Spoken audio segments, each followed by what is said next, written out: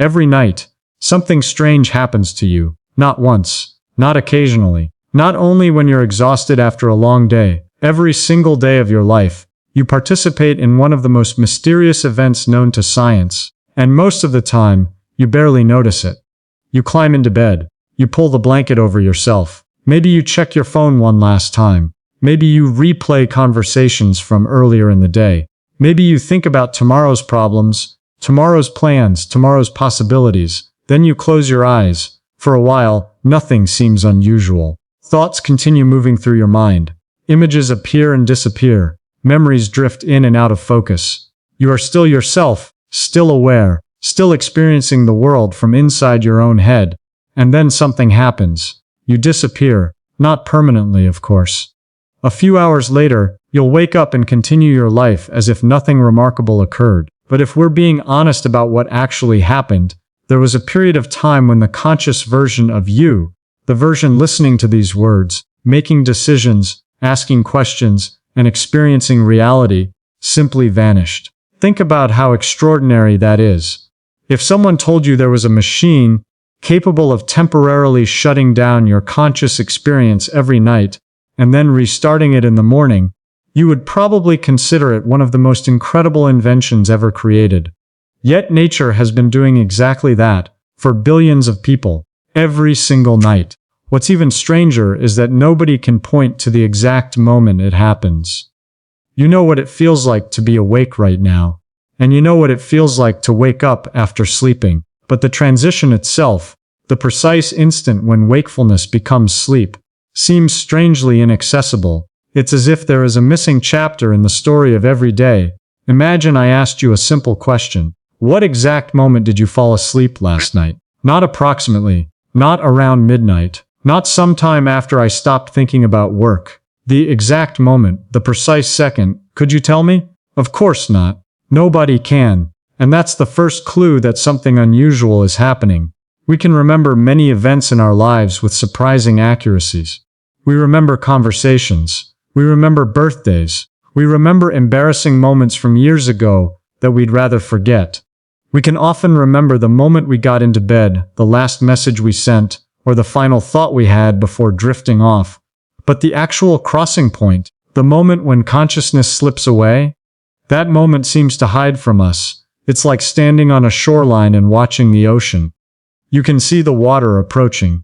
You can see it receding. But identifying the exact molecule that marks the boundary between sea and shore becomes impossible. The closer you look, the more the boundary dissolves. Sleep presents us with a similar puzzle. We know the transition occurs because we wake up later and realize time has passed. Yet the transition itself appears invisible from the inside. That should bother us a little. Because if there is one thing we assume we understand better than anything else, it's our own experience. We assume that being conscious means having direct access to what's happening inside our minds. But the moment before sleep suggests otherwise. It suggests there are parts of our own existence that we move through every day without fully witnessing them. And once you begin thinking about that, an uncomfortable question appears. If we cannot clearly observe the moment when consciousness disappears, how certain are we that we truly understand what consciousness is in the first place? Imagine for a moment that a scientist is sitting beside your bed every night. Not a scientist with guesses or opinions, but one equipped with some of the most advanced instruments available. Electrodes are measuring electrical activity across your brain. Sensors are tracking your breathing, your eye movements, your heart rate, and the tiny changes occurring inside your nervous system. While you sleep, this scientist watches numbers, graphs, and patterns moving across a screen.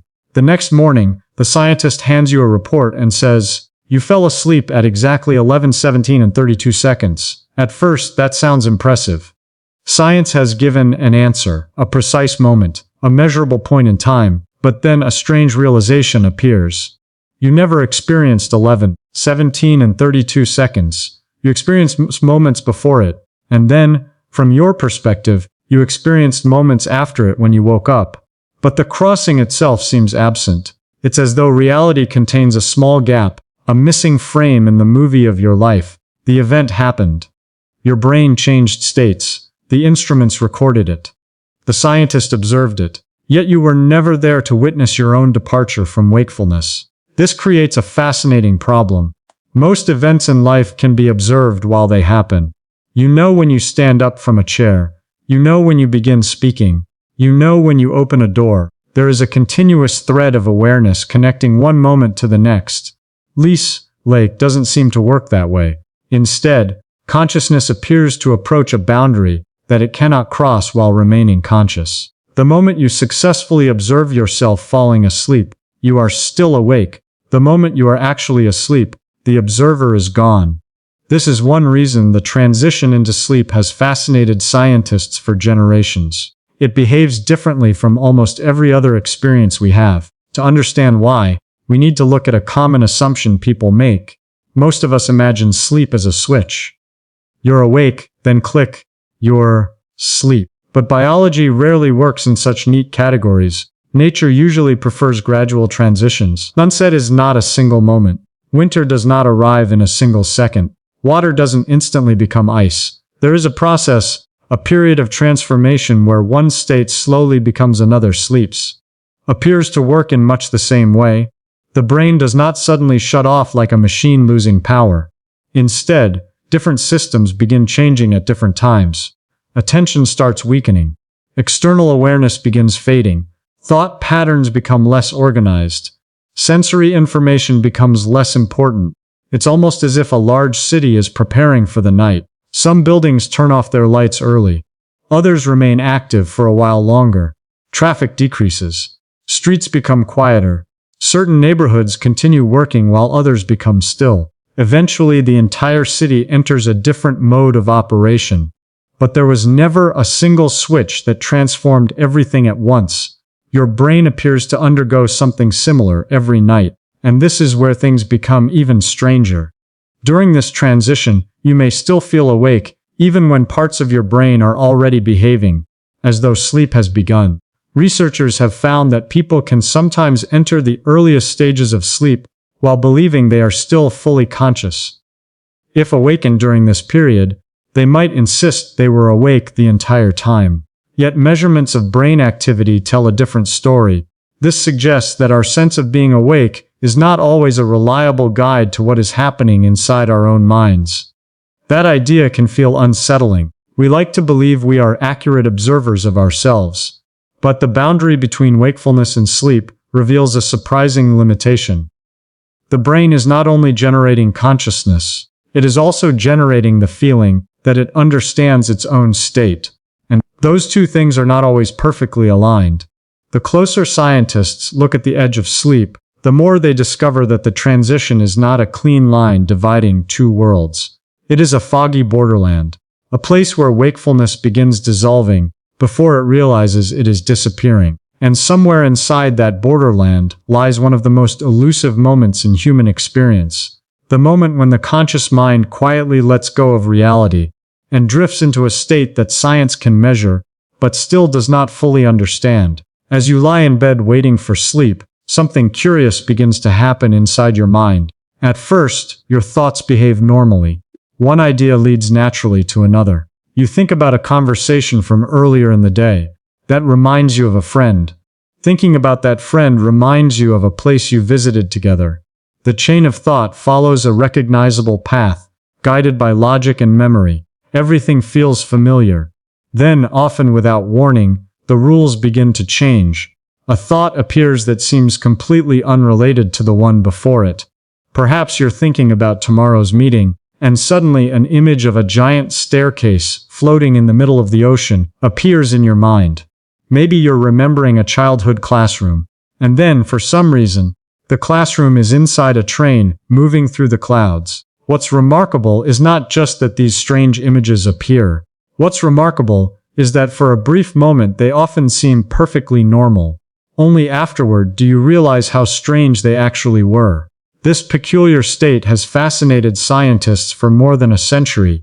It is known as hypnagogia, the transitional period between wakefulness and sleep. Many people have experienced it without realizing it has a name. Hypnagogia can involve unusual thoughts, vivid mental images, fragments of conversations, flashes of light, sounds that aren't really there, or scenes that seem almost dreamlike, the experience is surprisingly common. In fact, it may be one of the most universal human experiences on Earth. Yet most people pay very little attention to it, because it happens during a period when consciousness itself is becoming unstable. To understand why hypnagogia is so interesting, imagine your waking mind as a strict editor working inside a newspaper office. Throughout the day, this editor reviews everything before publication. Does this thought make sense? Does this memory connect logically to the previous one? Does this perception match reality? Most of the time, the editor is highly active. It filters information, removes nonsense, and keeps your experience coherent. Without this filtering process, your thoughts would feel chaotic and disconnected. But as sleep approaches, something changes. The editor becomes less vigilant. Its control begins to weaken. Ideas that would normally be rejected are suddenly allowed through.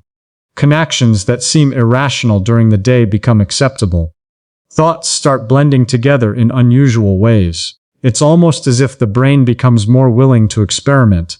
Imagine a group of musicians performing a carefully rehearsed piece of music. During the day, every musician follows the score exactly. The performance is organized and predictable.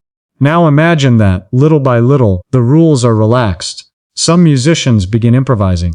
Others start combining melodies in unexpected ways. The structure remains recognizable, but it becomes increasingly strange. That is somewhat similar to what appears to happen in the sleeping brain. The systems responsible for maintaining order and consistency gradually loosen their grip. The result is a fascinating mixture of reality, memory, imagination, and emerging dream activity. Scientists believe this period offers a rare glimpse into how the brain constructs experience. During normal waking consciousness, the brain works incredibly hard to maintain a stable model of reality. It constantly filters incoming information, predicts what should happen next, and organizes perceptions into a coherent world. Hypnagogia reveals what happens when that organization begins to break down. The hidden machinery becomes visible. The brain starts revealing some of the processes that are usually concealed beneath ordinary awareness. What's especially interesting is that many famous scientists, artists, writers, and inventors have reported unusual insights during this state. The reason may be that the mind becomes less restricted by conventional patterns of thinking. Ideas that would never be connected during full wakefulness can suddenly interact. Most of these connections are meaningless. Some are bizarre, many disappear before they can be remembered. But occasionally, an unexpected association survives. This has led some researchers to view hypnagogia as a unique window into the creative capabilities of the human brain. Yet despite decades of study, important questions remain unanswered. Why do certain images appear instead of others? Why do some people experience vivid hypnagogic states, while others barely notice them? What exactly determines the moment when ordinary thought transforms into dreamlike cognition? Science has uncovered pieces of the puzzle, but the complete picture remains elusive. And perhaps that is what makes this transitional state so fascinating. For a brief period each night, the mind exists between two worlds. Not fully awake, not fully asleep. A place where logic softens, imagination expands, and the boundaries of reality become unexpectedly fluid. It is one of the closest opportunities we have to observe consciousness, changing its form in real time. And every night, whether we notice it or not, we pass through that strange territory on our way into sleep. Just as the mind begins changing during the approach to sleep, the body is also undergoing a remarkable transformation. Most of the time, these changes happen so quietly that we barely notice them. Muscles relax. Breathing becomes slower and more regular. Heart rate gradually decreases. Body temperature begins to shift. The entire nervous system starts preparing for a very different mode of operation. Yet sometimes, in the middle of this transition, something unexpected happens. You're drifting towards sleep. Your thoughts are becoming less focused. Your body feels heavier. And then suddenly, your entire body jerks. Perhaps it's a twitch in your arm. Perhaps your leg kicks unexpectedly. Sometimes it feels as if your whole body jumps at once. In many cases, the sensation is accompanied by an intense feeling of falling, not a gentle stumble, a real fall. The kind of fall that feels as though you've stepped off a cliff, missed a stair, or dropped through empty space. The sensation can be so vivid that people often wake immediately with their hearts racing.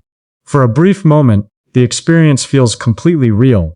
Then it vanishes. Most people have experienced this at least once in their lives.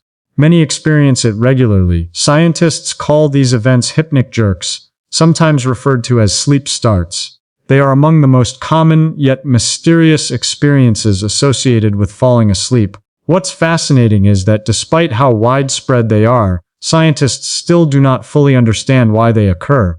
This may seem surprising. After all, modern science can map distant galaxies, detect tiny particles smaller than atoms, and monitor activity inside the human brain with astonishing precision. Yet a simple question remains unanswered. Why does the body sometimes react as though it is falling while entering sleep? Several explanations have been proposed. One theory focuses on muscle relaxation. As sleep approaches, muscle tension decreases rapidly. The nervous system begins reducing activity in systems responsible for movement and posture. Perhaps the brain occasionally misinterprets this sudden relaxation as a loss of balance. In other words, as muscles release their tension, the brain briefly concludes that the body is actually falling. The resulting jerk could be an emergency correction, a quick attempt to regain stability. Imagine carrying a heavy backpack all day. After hours of supporting the weight, someone suddenly removes it without warning. For an instant, your body reacts because it has become accustomed to a certain pattern of forces. Something similar may happen during the transition into sleep. The brain expects one set of signals and suddenly receives another. The result is a momentary confusion.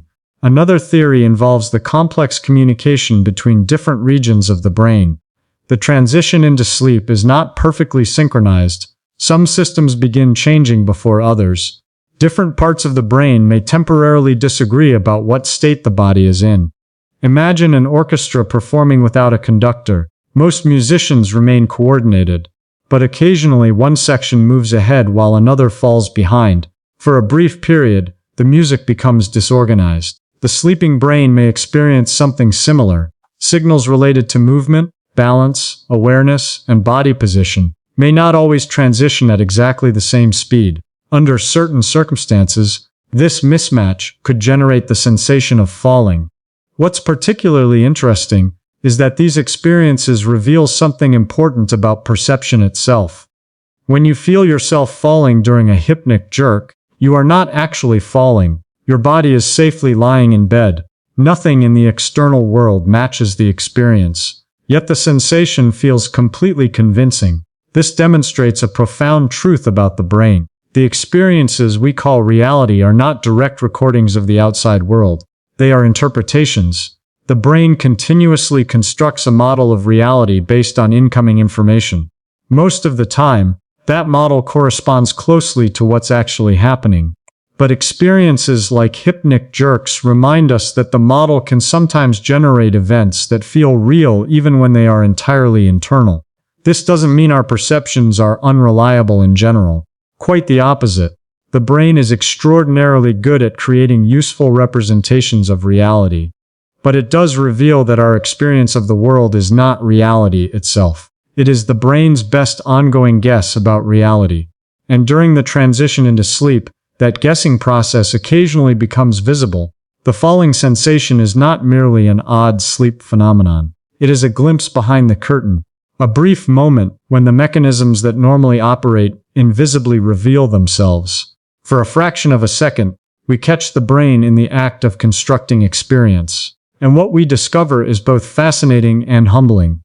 Even something as simple as feeling stable in a bed depends on an incredibly complex conversation occurring inside the nervous system. A conversation so sophisticated that when it briefly miscommunicates, we can feel as though we've fallen through space itself. That realization points toward a deeper mystery. If the brain can create such a convincing illusion of falling, what else about our everyday experience is being quietly assembled behind the scenes without our awareness?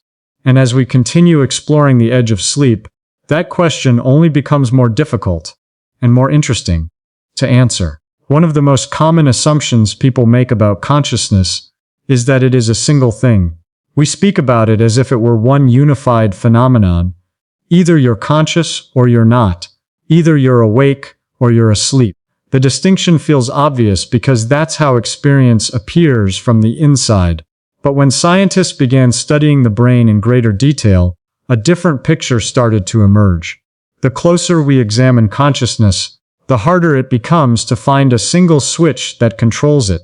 Instead, consciousness seems to be built from many different processes working together: attention mirror, self-awareness, decision-making, sensory perception, the ability to distinguish imagination from reality, the ability to maintain a continuous sense of identity over time. These functions feel unified when everything is working normally. But they may not actually be the same thing. Imagine watching a large symphony orchestra perform. From the audience, the music sounds like a single coordinated performance. Yet behind that unified sound are dozens of different instruments, each contributing something unique. Violins play one part, cellos play another, trumpets, flutes, drums, and clarinets each have their own role. The music feels like one thing, but it is actually the result of many separate components working together. Consciousness may operate in a similar way. What feels like a single experience could be the product of numerous systems interacting simultaneously. And nowhere is this easier to observe than during the transition into sleep. As sleep approaches, these systems do not necessarily shut down together. Some begin changing before others. Certain abilities weaken, while others continue functioning. The result is a fascinating period during which consciousness appears to fragment. Consider attention. During full wakefulness, attention allows you to focus on a conversation, a book, or a problem you're trying to solve. But as sleep approaches, maintaining focus becomes increasingly difficult. Thoughts wander more easily. Distractions become harder to resist. The mind drifts. Now consider memory. Researchers have found that the brain's ability to create stable memories begins changing during the early stages of sleep onset. Experiences may still occur, but the likelihood of remembering them later decreases. This means events might happen inside your mind that never become part of your permanent recollection. Self-awareness also changes. The ability to monitor your own thoughts and recognize their inconsistencies becomes less reliable. This is one reason strange ideas during hypnagogia often seem normal in the moment. The part of the mind that normally evaluates thoughts critically is becoming less active. Imagine a large company preparing to close for the night. Different departments leave at different times. The accounting department may finish first. Customer service remains open a little longer. Security stays active throughout the night. The building does not instantly become inactive. Instead, operations gradually change as various systems reduce their activity. Something similar appears to happen in the brain. The transition into sleep is not a simple shutdown. It is a reorganization, a gradual shifting of priorities, a redistribution of resources. This insight challenges one of our deepest intuitions. We tend to imagine the self as a single continuous entity, moving smoothly through time. But sleep suggests us the possibility that what we call the self may actually be a temporary collaboration among many different neural processes. When those processes begin operating differently, our sense of self begins changing as well. This becomes especially apparent in dreams. During dreams, people often accept impossible situations without question. You might be talking to someone who passed away years ago. You might suddenly find yourself flying. You might move from one location to another without noticing any transition. The dreaming mind frequently accepts these events as perfectly normal. Why? Because some of the systems responsible for critical evaluation and reality checking are functioning differently. Parts of the orchestra are playing more quietly. Others have taken the lead. The overall experience changes as a result. What's remarkable is that these transformations begin long before full sleep arrives. The process starts during those final moments of wakefulness. The boundary between waking consciousness and dreaming consciousness is not a wall. It is a gradual blending, a slow redistribution of mental functions. This raises an intriguing question. If attention, memory, self-awareness, and perception can all change independently, then what exactly do we mean when we say we are conscious? Is consciousness a thing? Or is it a process? Is it an object, or is it an activity created by countless interactions occurring inside the brain? Scientists do not yet have definitive answers. In fact, this remains one of the central mysteries of modern neuroscience. We can identify brain regions involved in awareness. We can observe patterns associated with sleep and wakefulness. We can measure electrical activity and chemical signals. But understanding how these physical processes produce subjective experience remains one of the greatest unsolved problems in science. The transition into sleep offers a rare opportunity to observe this mystery unfolding in real time.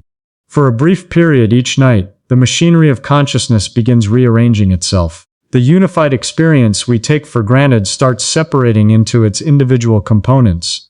And for a few fleeting moments before sleep fully arrives, we witness something extraordinary. We witness the mind changing its own structure while still attempting to observe itself.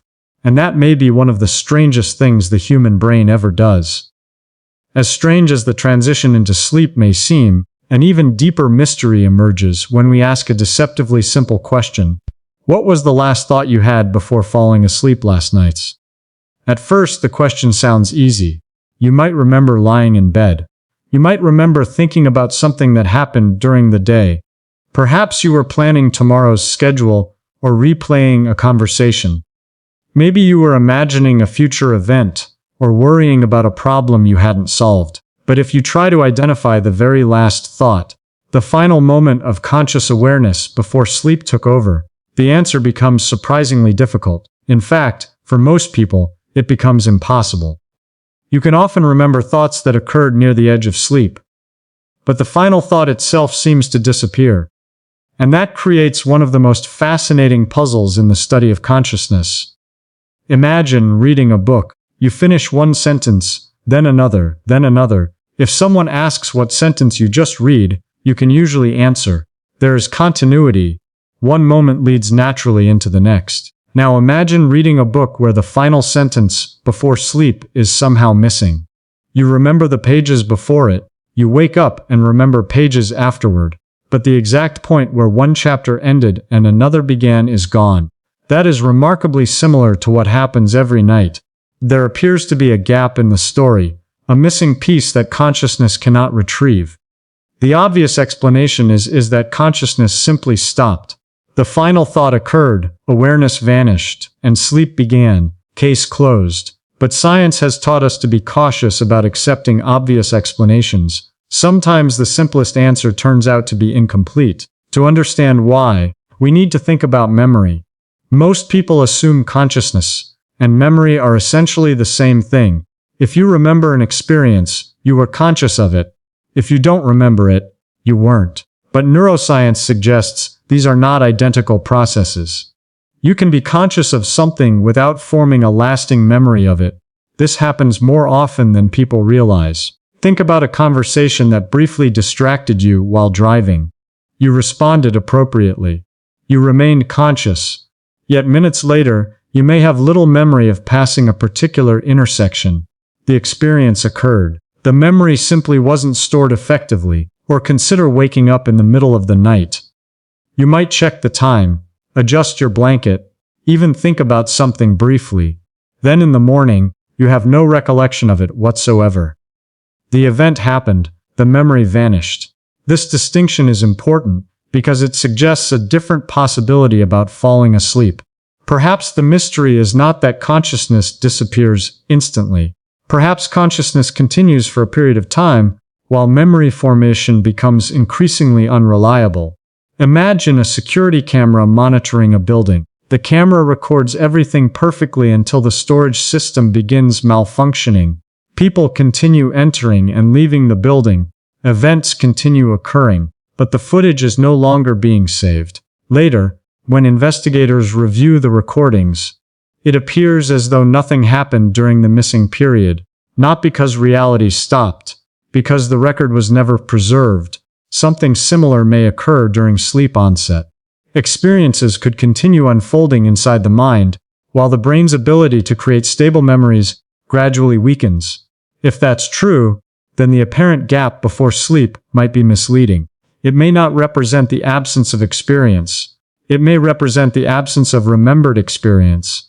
This distinction may sound subtle, but it has enormous implications. Because if consciousness can exist without leaving a memory trace, then our personal history may be less complete than we imagine.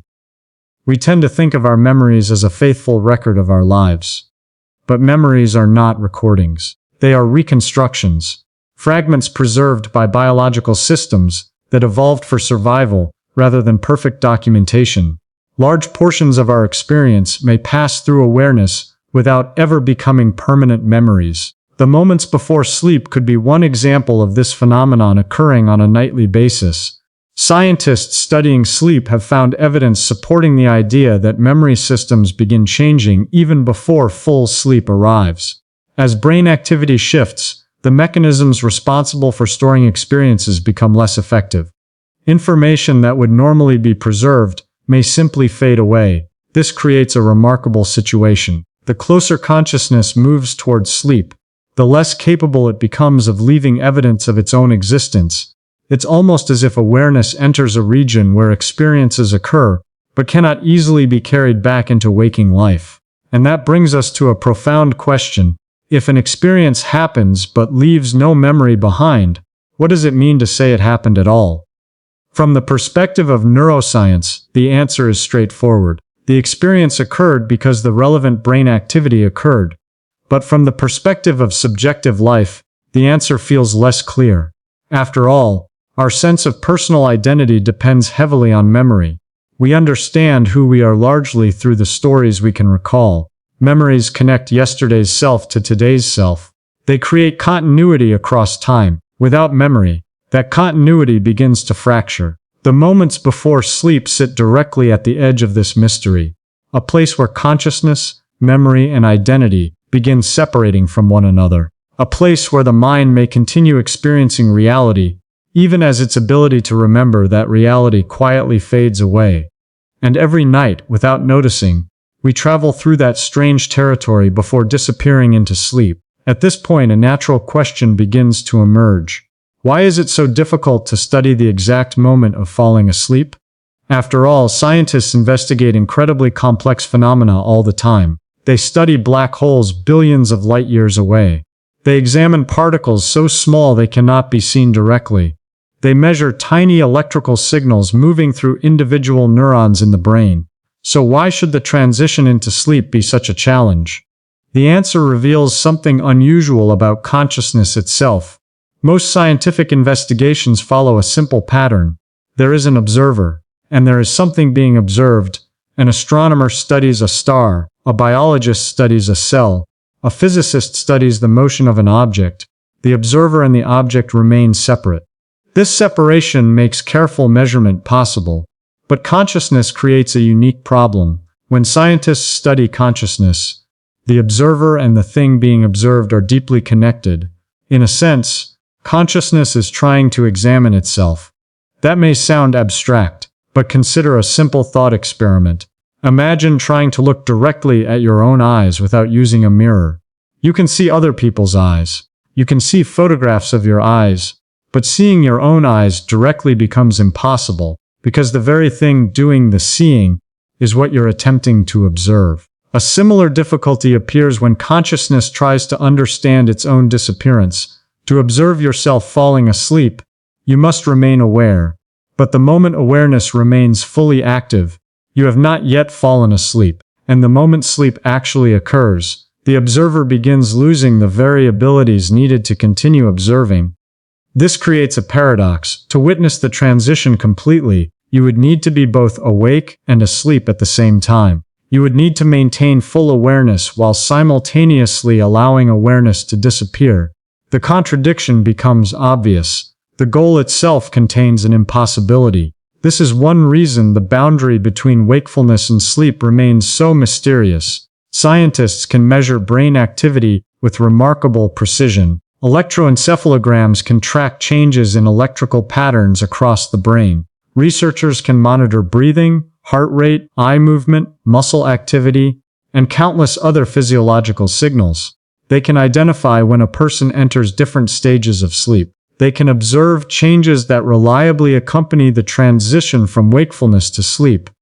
But there is still a gap between measuring the brain and understanding subjective experience. Suppose two people display nearly identical brain activity while falling asleep. That does not necessarily mean their experiences are identical. One person might experience vivid mental imagery. Another might experience almost nothing. One might feel as though thoughts are dissolving gradually. Another might feel as though consciousness suddenly vanished. The physical measurements provide valuable information, but they do not automatically reveal what the experience feels like from the inside. This challenge is sometimes called the problem of subjective experience, and it extends far beyond sleep. Consider the color red. Scientists can describe the wavelength of light associated with red objects. They can explain how the retina responds to that light. They can map the neural pathways involved in visual processing. But none of those descriptions fully capture what red actually looks like to a conscious observer. There is always a gap between the physical explanation and the subjective experience. Sleep sits directly within that gap. Researchers can identify patterns associated with falling asleep. They can observe correlations. They can build increasingly sophisticated models. Yet the lived experience of crossing the boundary remains difficult to access, because the process itself interferes with observation. It's like trying to study the exact moment a candle flame goes out, while the room simultaneously becomes dark. The event you want to observe removes the conditions necessary for observing it. The deeper scientists investigate consciousness, the more often they encounter problems like this. Many of our most powerful scientific tools were designed to study objects. Consciousness is not merely an object. It is also the medium through which every observation occurs, every experiment, every measurement, every theory, every scientific discovery ultimately appears inside conscious experience. This fact is so familiar that we rarely notice it. Yet it makes consciousness fundamentally different from almost anything else science studies. The moment before sleep highlights this difference in an especially dramatic way. As awareness begins fading, the tool we use to observe reality starts changing its own structure. The observer becomes unstable. The measuring instrument transforms while attempting to record itself. And that may explain why the transition into sleep continues to resist complete explanation. The mystery is not simply hidden from science, because our technology is insufficient. Part of the mystery may arise from the nature of consciousness itself. The closer awareness comes to observing its own disappearance, the more the observer becomes entangled with the process being observed. And perhaps that is one of the deepest lessons hidden within the ordinary act of falling asleep.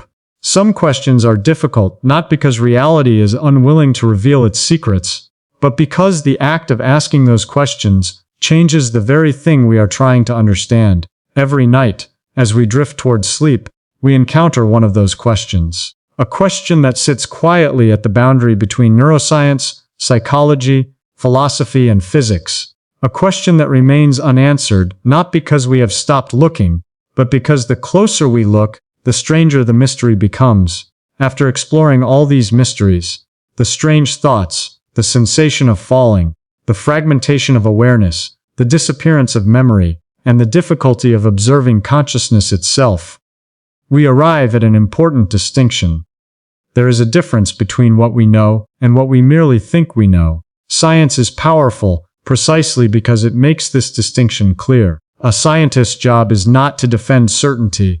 A scientist's job is to separate evidence from assumption. And when it comes to the moments before sleep, there is far more evidence than most people realize. We know that sleep is not a simple on-off switch. Decades of research have shown that the brain passes through identifiable stages as it moves from wakefulness into sleep. Electrical activity changes in measurable ways. Networks of neurons alter how they communicate. Patterns that dominate waking consciousness gradually give way to patterns associated with sleep. These changes are not imaginary. They can be measured repeatedly in laboratories around the world. Trends. We also know that awareness becomes unstable during this transition. People can experience hypnagogic imagery, fragmented thoughts, unusual sounds, and dream-like scenes while still partially awake. Researchers have documented these experiences across different cultures, age groups, and historical periods. The details vary from person to person, but the phenomenon itself is remarkably consistent. We know that memory formation changes as sleep approaches. Experiences that occur near the onset of sleep are less likely to be stored reliably. Information can fade rapidly. Events may occur without leaving a lasting record. This helps explain why the boundary between wakefulness and sleep often feels incomplete when we look back on it. We know that the brain remains highly active during sleep. Contrary to older assumptions, sleep is not a state of inactivity. In many ways, the sleeping brain is extraordinarily busy. It reorganizes information, regulates biological systems, consolidates memories, and generates the complex experiences we call dreams. These are not matters of speculation. They are supported by decades of observation and experimentation. But then we reach the edge of what science currently understands, and beyond that edge lies a vast territory of unanswered questions. For example, scientists still do not know exactly why consciousness exists in the first place. This may sound surprising. After all, we know a tremendous amount about the brain. We can identify regions associated with vision, language, memory, emotion, and movement. We can observe patterns of activity correlated with specific mental states. Yet a profound mystery remains. Why should physical processes inside the brain produce subjective experience at all? Why isn't the brain merely processing information mechanically, without any inner experience accompanying it? Why does seeing a sunset feel like something? Why does hearing music feel like something? Why does falling asleep feel like something? No one knows. This question is often called the hard problem of consciousness. Not because it is mathematically difficult, but because it challenges our most fundamental assumptions about reality. Even if we mapped every neuron in the brain perfectly, we would still face a conceptual gap. We would know how information moves through the system, but understanding why those processes are accompanied by experience remains elusive. The moments before sleep sit directly on top of this mystery. As consciousness fades, we witness a process we can partially measure but not fully explain. We can observe the machinery, we can track the changes, but the relationship between those physical events and subjective awareness remains uncertain. Another unanswered question concerns continuity. Does consciousness fade gradually like a sunset? Or does it disappear in discrete steps that merely feel gradual afterward? Different theories propose different answers. Some researchers suggest that awareness decreases continuously. Others propose that consciousness may consist of brief moments or snapshots that become increasingly fragmented during sleep onset. At present, evidence has not settled the debate completely. There are also questions about individuality. Why do some people experience vivid hypnagogic imagery, while others report almost nothing? Why do some people remember dreams frequently while others rarely do? Why do certain brains seem more prone to unusual sleep experiences than others? Genetics, environment, brain structure, and personal history likely all play roles, but the full picture remains incomplete. Perhaps the most humbling realization is that every human being participates in this mystery daily. Billions of people cross the boundary between wakefulness and sleep each night. The event is universal. The experience is familiar. And yet, many of its deepest aspects remain unexplained. This is a reminder of something important about science. The greatest mysteries are not always hidden in distant corners of the universe. Sometimes they exist inside ordinary experiences that have become so familiar we stop noticing them. Falling asleep feels ordinary because it happens every day, but familiarity should never be mistaken for understanding. A phenomenon does not become less mysterious simply because it is common. In fact, some of the most profound scientific questions arise from the most ordinary parts of life. Breathing, seeing, remembering, thinking, sleeping. These activities seem simple, only because evolution has made us experts at performing them. Understanding them is an entirely different challenge. And when we examine the moment before sleep honestly, without exaggeration, and without pretending certainty where none exists, we discover something remarkable. The closer we approach the boundary between wakefulness and sleep, the more we are forced to confront the limits of our knowledge, not as a failure of science, but as an invitation to continue asking questions about one of the strangest phenomena in the known universe. The fact that matter arranged in a certain way can become aware of itself, lose that awareness every night, and somehow find it again in the morning.